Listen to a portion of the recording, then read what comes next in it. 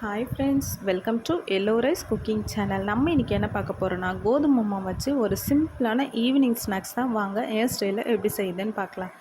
நான் இந்த கப்பில் ஒரு கப் அளவு சர்க்கரை, 4 ஏலக்காய் சேர்த்து இதை நல்லா ஃபைன் பேஸ்ட்டாக அரைச்சி எடுத்துக்கோங்க. இப்போ அதே கப்பில் 1.25 கப் அளவுக்கு கோதுமை மாவு எடுத்திருக்கேன். 3 டேபிள் ஸ்பூன் ரவை எடுத்திருக்கேன். அது கூடவே ஒரு பிஞ்ச் சால்ட்டு சேர்த்துக்கோங்க. சால்ட்டை எல்லா இடத்துலையும் பட்டுற மாதிரி நல்லா பிசைஞ்சு விட்டுட்டு, நான் 4 ஸ்பூன் அளவு நெய் எடுத்து அதை காய்ச்சி அது கூட சேர்த்துக்கிறேன். நெய், ரவை, உப்பு எல்லா இடத்துலையும் பட்டுற மாதிரி நல்லா பிசைஞ்சு விட்டுக்கோங்க.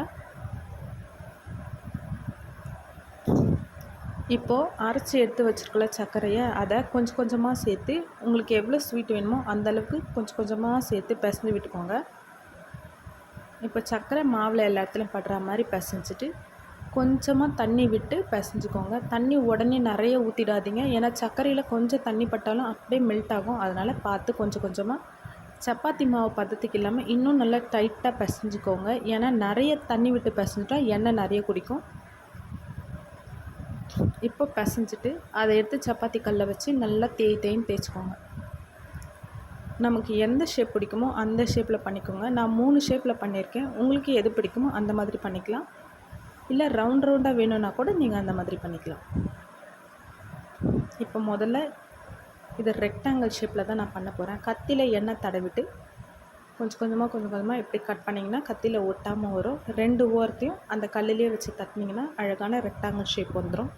இப்போது நெய் காய்ச்சின வானலிலே தேவையான அளவு எண்ணெய் விட்டு, அடுப்பை கொஞ்சம் ஹையாகவே இருக்கட்டும் எண்ணெய் காயறதுக்காக. இப்போது இந்த மாதிரி நான் கட் பண்ணிக்கிறேன். இப்படி வைக்கும்போது ஹார்ட்டின் ஷேப்பில் அழகாகவே இருக்குது.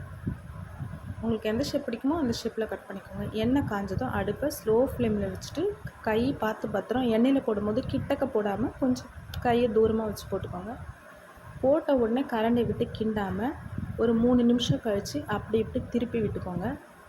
எடுக்கும்போது பொறுமையாக ஒரு ப்ரெஸ் கொடுத்துருங்க. எண்ணெய் இருந்தாலும் அது அப்படியே வந்துடும். இந்த மாதிரி ஒவ்வொன்றத்தையும் அழுத்தி எடுத்துக்கோங்க. சூடாக இருக்கும்போது கொஞ்சம் அப்படியே மெத்துன்னு இருக்காமல் இருக்கும். ஆறிட்டதுக்கப்புறம் பிஸ்கெட் மாதிரியே உடையும். இப்போ மீதமுள்ள மாவையும் இந்த மாதிரி போட்டு எடுத்துக்கோங்க. இது லீஃப் ஷேப்பில் நான் கட் பண்ணியிருக்கேன்.